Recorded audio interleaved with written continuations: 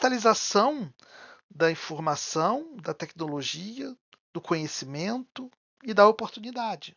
Porque com uma coisa digital, ela por ser copiada muito mais facilmente, eh, ela dissemina o conhecimento de uma forma que, eh, antigamente era muito mais caro, né.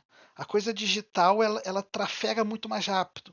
A velocidade dela no mundo, a tecnologia digital, ela é mais veloz, eh eh ela tem um efeito muito ma de modificação, de transformação do mundo muito mais rápido, né, por ser muito barata de disseminar, né.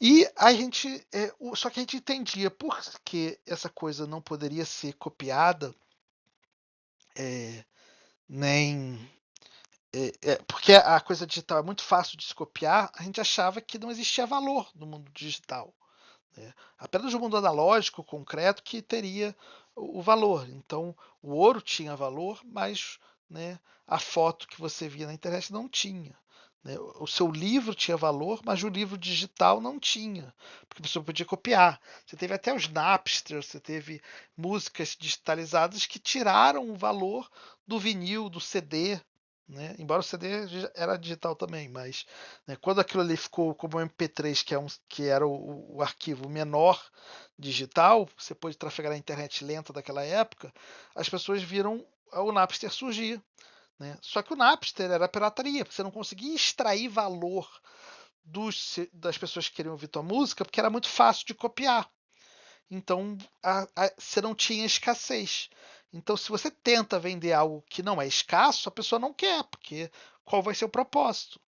E esse que é o ponto. Te vendem, você vende a sua força de trabalho por algo que não é escasso, que é o dinheiro fiat. Por que você faz isso? Entendeu?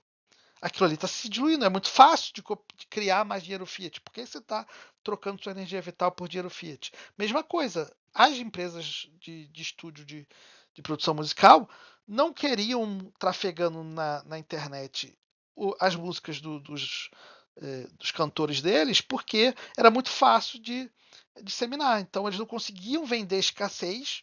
Se eles tentavam vender o arquivo que era facilmente copiado, eles vendiam só para o primeiro cara, todos os outros eram copiados, então você não conseguia ter valor trafegando na era digital. Então você tinha que ter mecanismos de proteção, né? Os videogames eram bloqueados, tudo para impedir, né, que o conteúdo fosse copiado no meio digital, né? Então você tinha esse gap entre valor do conteúdo e a forma como você conseguia esse dinheiro. Você precisava criar artimanhas para extrair dinheiro do mundo digital, porque o dinheiro não era nativamente digital, né? Quando vem o Bitcoin, agora a gente vê, depois de, né, 2009, você vê, é possível ter valor de uma coisa digital. Tá? E aí você tem o Web3. Você tem o Web3, que é rodar sistemas análogos ao que tem na Web 2, que seria o YouTube, Netflix, Spotify. Você rodar esses sistemas que agora hoje em dia são em clouds centralizadas, rodar de forma descentralizada e ter mecanismos de acréscimo de valor, tanto para quem consome o produto, né, o usuário, como a rede, como quem investe naquela rede. Então você não precisa ter investido no Google lá no início, ou na Amazon lá no início, para colher os frutos da rede de Amazon e do Google. Porque quem enriquece hoje em dia com o YouTube é o YouTube, e os usuários eles ganham uma recompensa, aqueles que produzem conteúdo, mas os outros nem tanto. E a grande parte vai para o Google, né? Se você tivesse uma rede que fosse, os donos da rede fossem descentralizados, você tem uma democratização do valor que todo mundo usa. Qual é o modelo de negócios, né, do Facebook, por exemplo, né, que estava todo o site, só que você era o produto deles. Você eles ganhavam em cima de você com a informação. Você, ao usar aquela rede, eles ganhavam em cima de você. Então eles podiam predar em cima da tua privacidade, predar em cima dos seus interesses. Entendeu? E vender essa informação a quem pagasse mais. Então você tinha uma rede que não tinha incentivos para manter sua privacidade. Você tinha uma rede que apenas o criador extraía valor do crescimento daquela rede. Né? Então você tinha a Web 2. A Web 3 se a gente agora consegue transferir valor para o mundo digital, se a gente criar uma rede em que quem participar dessa rede agrega valor e assim agrega valor monetário para si também. Então, uma rede que fosse democrática no valor gerado. Né?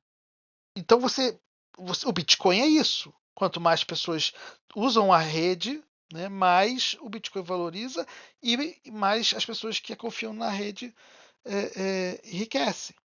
Só que o, o Bitcoin faz isso apenas com valor, porque o propósito dele é a transferência de energia, né? Ele faz isso com a energia. Outras blockchains, elas já agora fazem outras coisas, como, né, a Arweave, que ela guarda informação para sempre. Né? É um storage de informação, um HD, uma cloud de informação persistente e perene, totalmente perene, em que a informação fica para sempre. Né? Porque os incentivos da rede pagam pelas pessoas de forma descentralizada, então você tem um alto grau também de redundância para manter aquele arquivo. E quanto mais a rede valoriza, mais as pessoas conseguem guardar, porque mais conseguem recompensar a quem está guardando. Então você tem um feedback positivo em que o valor da rede faz com que a rede funcione melhor. E aí essa rede, além de ter um token ali que trafega para transações que agrega valor. Então, se você investiu naquela rede e ela dá certo, agrega valor para você, entendeu? Você tem isso e você tem uma utilidade, né? Que a civilização ganha com aquilo e ela é democrática, ela dispersa na sociedade. Então, os interesses se alinham em manter privacidade, porque isso melhora a rede, então a rede se torna mais valiosa. Também ser rápida, qualquer benefício e você tem uma comunidade, entendeu? O benefício daquela rede, usar aquela rede, você tem um interesse. E o mesmo efeito que acontece com o Bitcoin, efeitos análogos, vai acontecer com as outras moedas. Então, as outras moedas que não são o Bitcoin, porque o Bitcoin é especial, elas têm valor também. Elas são especiais nos seus sentidos também.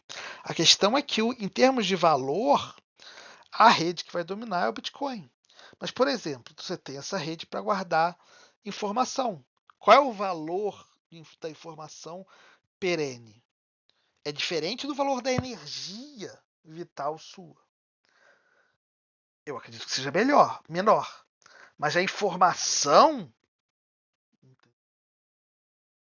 da civilização ser perene também, não se degenerar, ficar para sempre imutável numa blockchain, tem valor também. E é relativamente alto.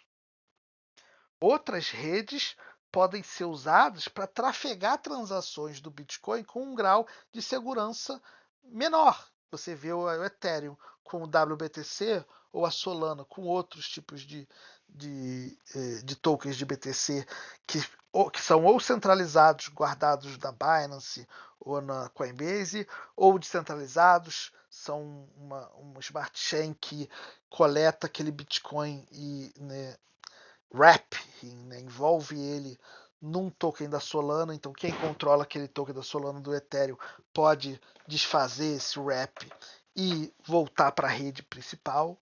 Né? Então, o custo da transação no Bitcoin na rede principal é bem mais caro. Você transfere para uma rede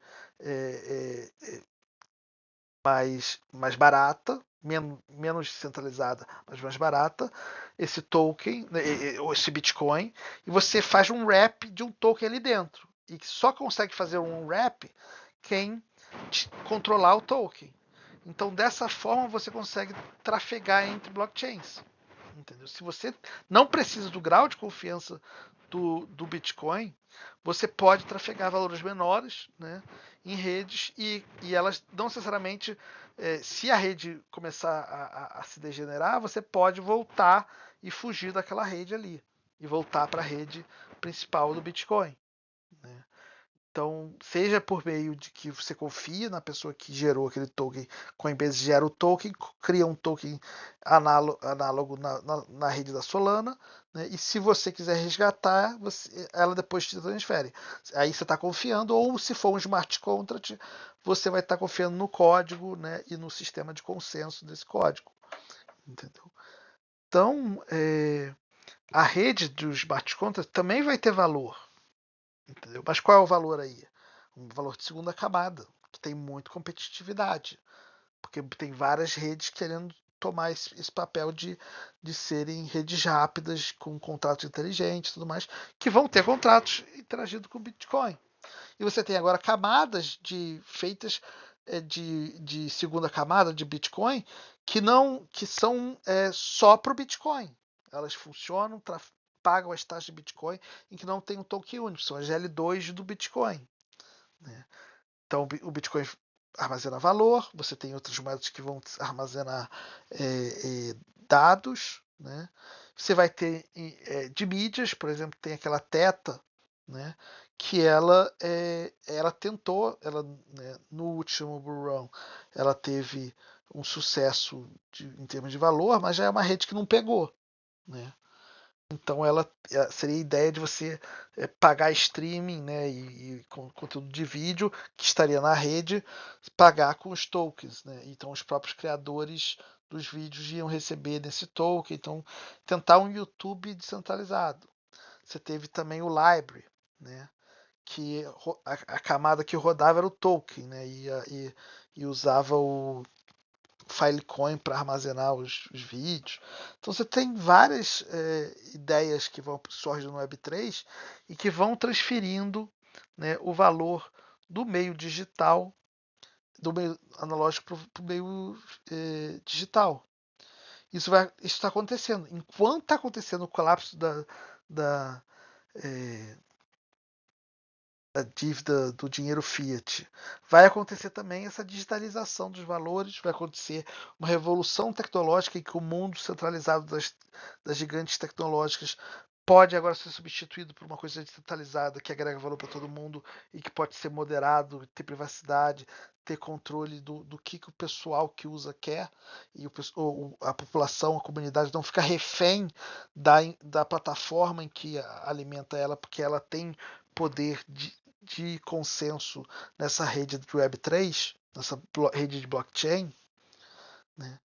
Então você vai ter uma revolução que vai propiciar. Então, se o YouTube, por causa de uma censura, proíbe, né, uma censura política, proíbe o YouTube ou certos conteúdos do YouTube, você pode trafegar para uma rede centralizada em que aquelas regras, as pessoas entendem que a regra do YouTube é censura, né, e nessa outra rede você ter, né, esse vídeo que foi censurado por um juiz ditador. Então você vai ter uma guerra entre o poder centralizado da indústria tecnológica, da indústria de informação, e o descentralizado. Da mesma forma que você tem o Estado guerreando com o dinheiro fiat, guerreando contra o Bitcoin, um dinheiro soberano. Né? Você vai ter isso também na esfera tecnológica. Então, politicamente é possível que o mundo mude muito com essa mudança do Bitcoin e com da centralização contra a descentralização. Então, acho que isso é o que eu podia falar no próximo vídeo, falar dos motores de descentralização que estão ocorrendo e que e que eles alimentam essa engrenagem, entendeu? E que é talvez o caminho para a liberdade.